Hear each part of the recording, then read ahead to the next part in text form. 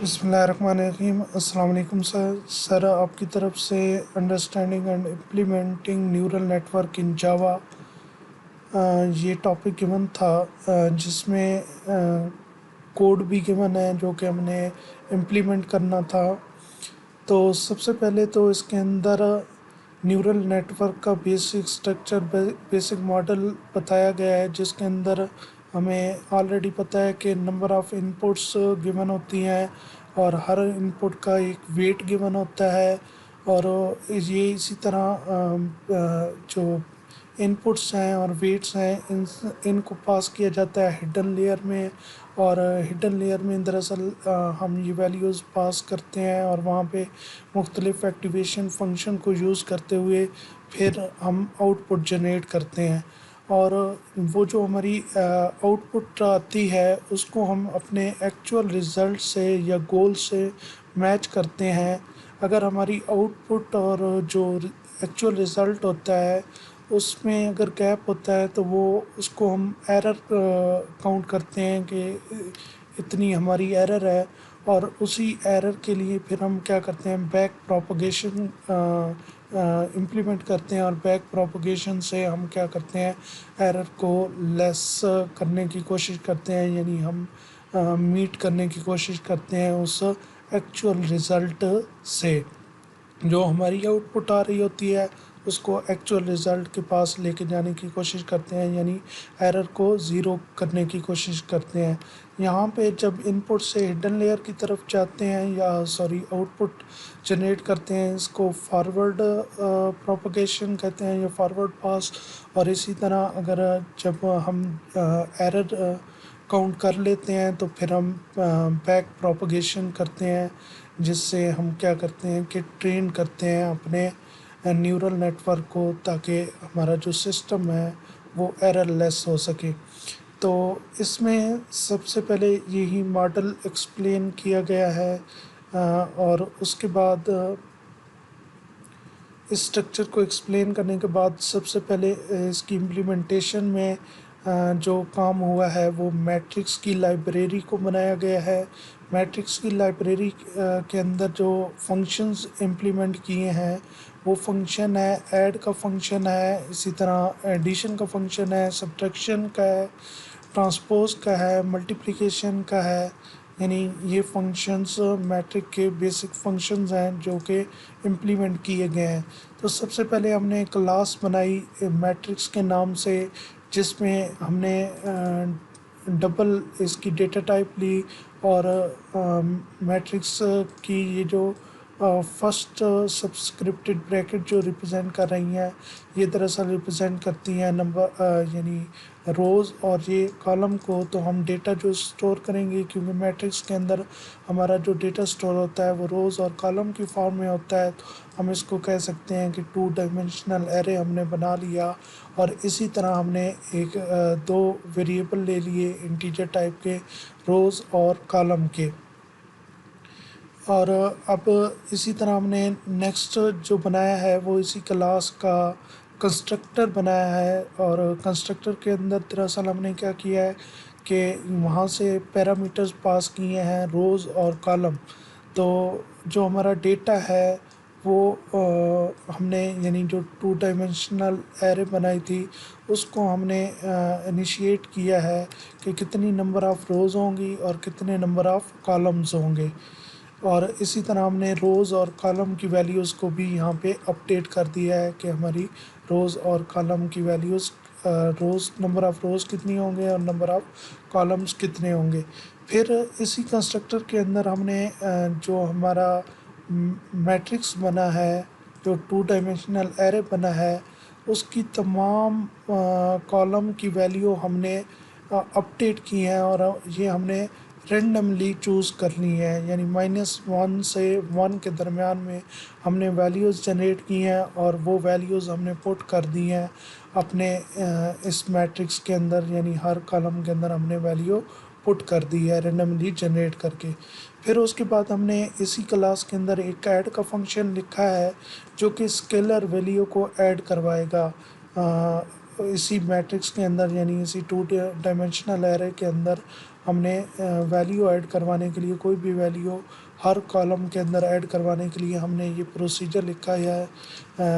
ये हमें पता है कि फर्स्ट जो हमारा लूप है वो रो के लिए चलेगा और सेकंड लूप जो है वो कॉलम के लिए चलेगा। यहाँ पे नेस्टेड लूप यूज़ हो रहा है ताकि तमाम रोज़ के तमाम कॉलम्स के लिए ये चले और ये जो वैल्यू है उसके अंदर ऐड हो जाए। इसी तरह हमने एक और ऐड का मेथड लिखा है, यानी यहाँ पे ऐड के मेथड को हमने ओवरलोड किया है और ओवरलोड करते हुए हमने यहाँ पे मैट्रिक्स लिया है। यानी हम यहाँ पे जो एडिशन करेंगे वो 2 मैट्रिक्स की करेंगे। वहाँ पे एक स्केलर वैल्यू है जो ऐड हो रही है और यहाँ पे 2 मैट्रिक्स को आपस में ऐड किया जा रहा है।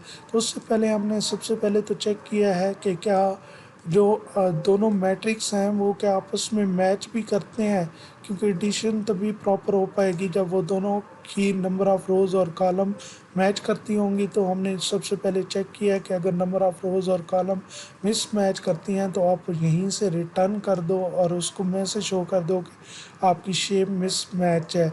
और अगर ये मैच करती है तो फिर सिंपली हमने क्या करना है कि हम एक मैट्रिक्स दूसरे मैट्रिक्स की वैल्यू इस मैट्रिक्स के अंदर क्या करवा देंगे, ऐड करवा देंगे। उसके बाद हमने यहाँ पे सब्ट्रैक्ट का मेथड लिखा है जो कि एडिशन के आप कह सकते हैं अपोजिट है। और इसमें अगर आप देखें तो जो सब्ट्रैक्ट का मेथड यूज़ हो रहा है, इसको 2 मैट्रिक्स हम पास कर रहे हैं, एक मैट्रिक्स ए और एक मैट्रिक्स बी। तो हमने क्या किया है कि एक टेम्परेरी मैट्रिक्स बनाया है और उस टेम्परेरी मैट्रिक्स के अंदर वैल्यूज़ अपडेटेड वैल्यूज़ रखी हैं, यानी ए मैट्रिक्स में से सब्ट्रैक्ट की हैं मैट्रिक्स बी को, यानी मैट्रिक्स ए की वैल्यू में से मैट्रिक्स बी की वैल्यू सब्ट्रैक्ट करते गए हैं और जो अपडेटेड रिज़ल्ट आता गया है उसको स्टोर करते गए हैं टेम्प, जो टेम्प नाम से हमने एक मैट्रिक्स बनाया है उसके अंदर। तो ये सिंपल यहाँ पे सब्ट्रैक्शन हो रही है। और उसके बाद जो नेक्स्ट यहाँ पे मेथड है तो वो है ट्रांसपोज का मेथड। तो इसके अंदर हम सिंपली क्या कर रहे हैं कि किसी भी मैट्रिक्स का जैसे हम ट्रांसपोज लेते हैं तो इसके अंदर वो ही हमने लिखा है, मैट्रिक्स हमें गिवन है और उस मैट्रिक्स से हमने एक टेम्परेरी मैट्रिक्स बनाया है, यानी उतनी ही नंबर ऑफ़ रोज़ और कॉलम का हमने एक टेम्परेरी मैट्रिक्स बना लिया है। और फिर हमने मैट्रिक्स ए का ट्रांसपोज लेके किस में स्टोर करवा दिया है, उस टेम्परेरी मैट्रिक्स में। अगर यहाँ पे आपको देखें तो आपको रो की जगह आई, वैसे तो आई रो के लिए है और जे कॉलम के लिए है, तो क्योंकि हमने ट्रांसपोज लेना है तो इसलिए हमने वैल्यूज़ रखवाते हुए क्या किया है कि यहाँ पे रो के लिए जे को यूज़ किया है जो कि चेंज करेगा वैल्यू को, और यहाँ पे आई को यूज़ किया है कॉलम के लिए ताकि हमारा ट्रांसपोज जो है वो इस टेम्प मैट्रिक्स के अंदर स्टोर हो सके और लास्ट में हमने इस मैट्रिक्स को रिटर्न करवा दिया है। फिर उसके बाद हमने जो फंक्शन लिखे हैं वो 2 फंक्शंस हैं। मल्टीप्लाई के एक के अंदर हमने 2 मैट्रिक्स पास किए, यानी ये भी ओवरलोड हो रहा है, मल्टीप्लाई का सेम फंक्शन यहाँ नीचे ओवरलोड हो रहा है। तो यहाँ पे क्या हो रहा है कि मल्टीप्लाई फंक्शन को हमने 2 मैट्रिक्स दिए और उन दोनों की मल्टीप्लिकेशन करवा के हमने तीसरे एक टेम्प वेरिएबल के अंदर उसको स्टोर करवाया है उसका रिज़ल्ट। यहाँ पे ये सेम प्रोसीजर वैसे ही हो रहा है जैसे हम मैट्रिक्स की मल्टीप्लिकेशन करते हैं। तो ये हमने यहाँ पे कोडिंग के थ्रू मैट्रिक्स की मल्टीप्लिकेशन की हुई है। उसके बाद जो ये वाला मल्टीप्लाई का फंक्शन है ये ओवरलोड हो रहा है सेम मेथड, और यहाँ पे एक ही पैरामीटर है ए मैट्रिक्स। इसके अंदर दरअसल क्या है कि हमारे पास जो ऑलरेडी अपना मैट्रिक्स है डेटा के नाम से, उस मैट्रिक्स के साथ हमने क्या किया है, वैल्यूज़ को मल्टीप्लाई किया है ए मैट्रिक्स की वैल्यूज़ को। उसके बाद नेक्स्ट जो मल्टीप्लाई का मेथड है ये थर्ड मेथड है, सेम नेम के साथ है, तो ये भी ओवरलोड हो रहा है और यहाँ पे हमने एक वैल्यू लिया है, यानी इसमें आप कह सकते हैं कि हमने सिंगल वैल्यू को अपने तमाम कॉलम के अंदर पड़ी हुई वैल्यूज़ के साथ क्या किया है, मल्टीप्लाई किया है। उसके बाद नेक्स्ट जो हमारा यहाँ पे आ रहा है वो सिग्मॉइड फंक्शन है और डी सिग्मॉइड फंक्शन है। तो सिग्मॉइड फंक्शन जैसे कि हमें पता है कि ये एक एक्टिवेशन फंक्शन है और ये -1 से 1 की तरफ मूव होता है। तो जस्ट हमने यहाँ पे सिग्मॉइड एक्टिवेशन फंक्शन की इम्प्लीमेंटेशन की है। तो ये सिग्मॉइड फंक्शन की इम्प्लीमेंटेशन है।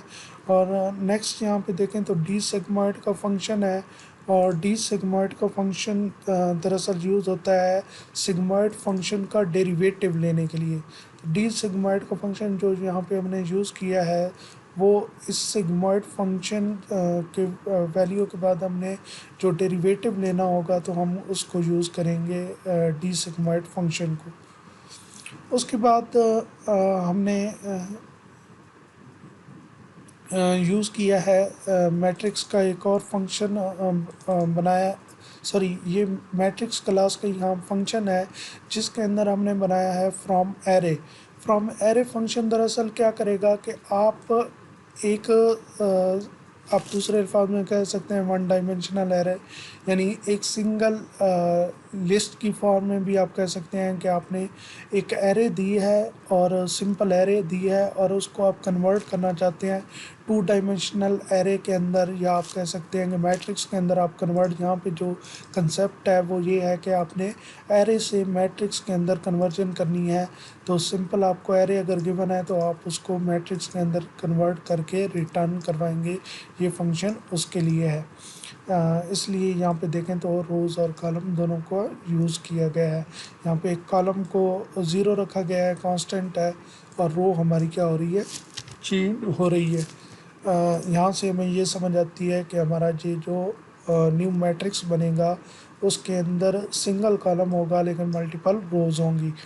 और नेक्स्ट अगर हम देखें तो ये जो फंक्शन है ये 2 एरे है। तो यहाँ से अगर हम देखें तो हमें ये समझ आती है कि ये इसके अपोजिट होगा।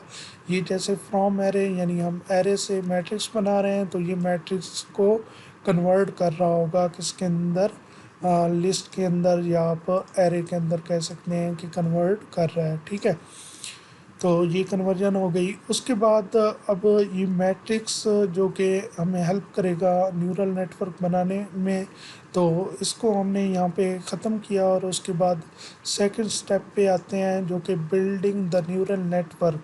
अब न्यूरल नेटवर्क बनाने के लिए हमने सबसे पहले एक क्लास बनाई न्यूरल नेटवर्क के नाम से, और उसके जो नेसेसरी हमारे पास वेरिएबल थे वो हमने बना लिए क्लास वेरिएबल, जिसमें सबसे पहले वेट्स अंडरस्कोर IH के नाम से बनाया है। और ये जो वेरिएबल है ये हमारा यूज़ होगा इनपुट के लिए, हिडन लेयर के लिए। और इसी तरह ये जो मैट्रिक्स वेट्स अंडरस्कोर HO है ये आउटपुट के लिए यूज़ होगा हिडन लेयर के लिए। और नेक्स्ट जो बायोस के लिए है, बायोस फॉर हिडन लेयर। और इसी तरह नेक्स्ट जो बायोस अंडरस्कोर ओ है ये बायोस मैट्रिक्स यूज़ होगा आउटपुट लेयर के लिए। इसी तरह हमने एक लर्निंग रेट का लिया है और उसकी वैल्यू हमने 0.01 यहाँ पे स्टोर करवा दी है लर्निंग रेट के लिए।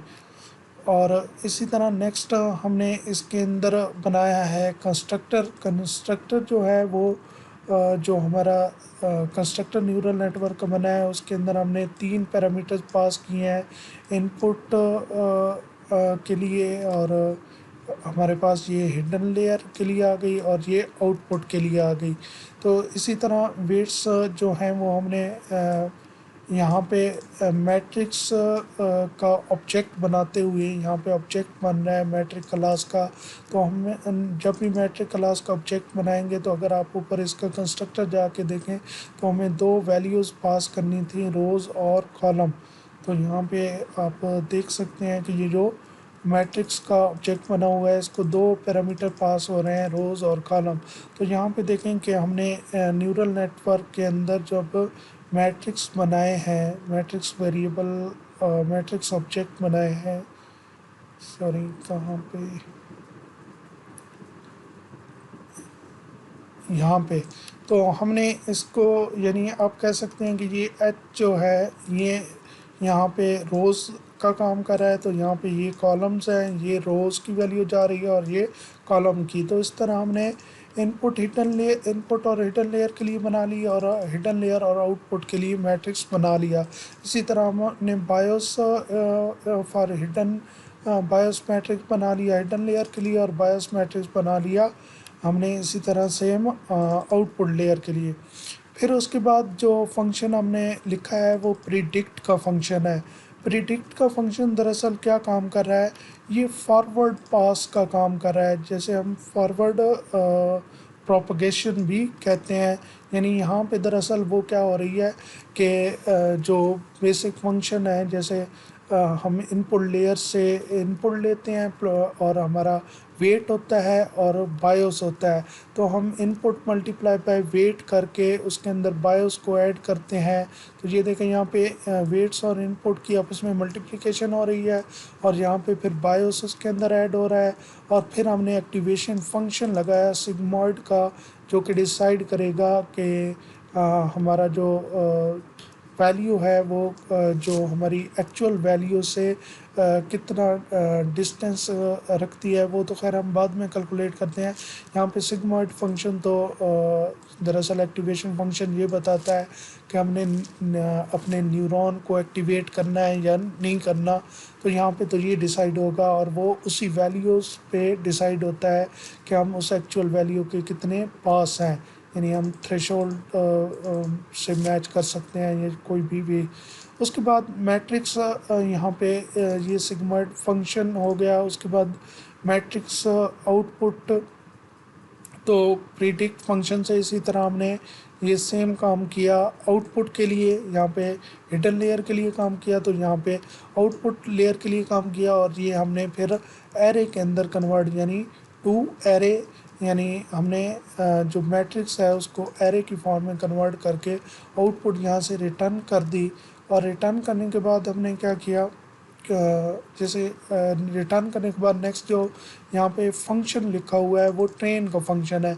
अब ट्रेन का दरअसल ये तो फॉरवर्ड पास था जिसको हमने कहा कि फॉरवर्ड प्रोपगेशन कहते हैं, और वहाँ तक आउटपुट लेयर तक हमारे पास एक वैल्यू आ जाएगी जो हम एक्चुअल वैल्यू से यानी ऑलरेडी जो वैल्यू हमारी है, जो गोल है आप कह सकते हैं, कि उसके साथ हम मैच करेंगे और चेक करेंगे कि हमारा जो है वो कितना एरर है। तो इस ट्रेंड के अंदर ये सारा काम होता है कि हमारे पास जो रिज़ल्ट आया है, सॉरी,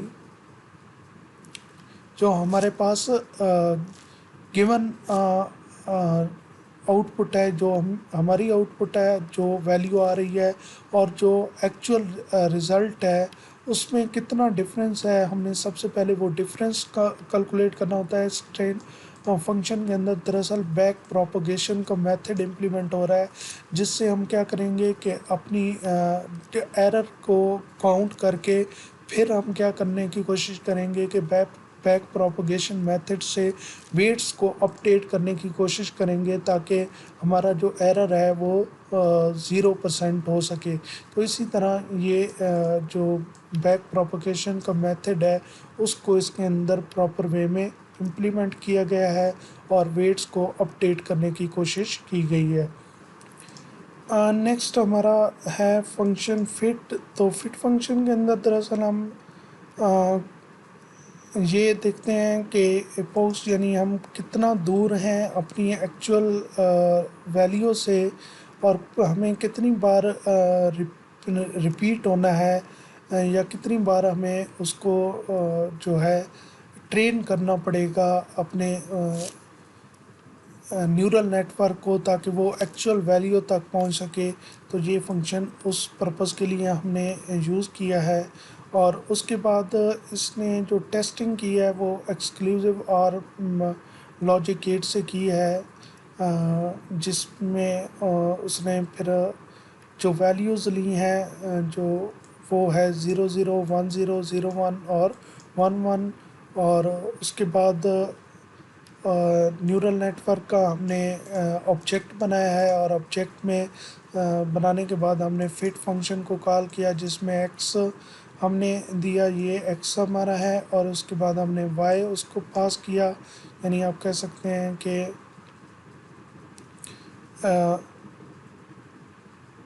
उसके बाद हम उसके बाद एक्स और वाई पुट करने के बाद हमने ये इपॉक्स की वैल्यू दी, यानी आप यहाँ फिट फंक्शन को दोबारा देखें तो हमने तीन, एक एक्स है और एक वाई है, और इपॉक्स की वैल्यू है जो कि हमने दी है, और उतनी नंबर ऑफ टाइम उसको वो क्या करेगा, ट्रेन करेगा।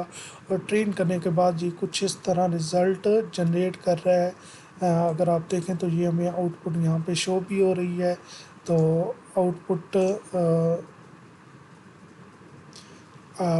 ट्रेन करने के बाद उसने इनपुट दी, ये वाली इनपुट है, और इनपुट देने के बाद उसने क्या किया, प्रिडिक्ट का फंक्शन कॉल किया, और उसके बाद प्रिडिक्ट करने के बाद उसने यहाँ पे स्ट्रिंग के अंदर आउटपुट को कन्वर्ट करके शो कर दिया।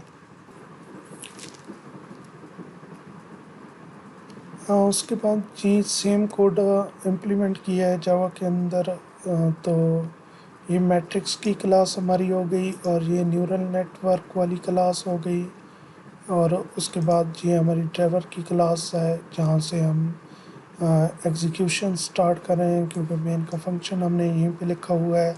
तो ये हमारी यहाँ से क्या हो गई, एग्जीक्यूशन हो गई। तो हम इसको रन करके चेक करते हैं कि एग्जीक्यूट प्रॉपर होता है और रिज़ल्ट जनरेट होते हैं या नहीं होते। तो हम यहाँ पे इसको एग्जीक्यूट करते हैं तो ये हमें सेम रिज़ल्ट यहाँ पे जनरेट करके देगा, जो कि यहाँ पे हमें नज़र आ रहे हैं। Thank you so much. अल्लाह हाफिज़।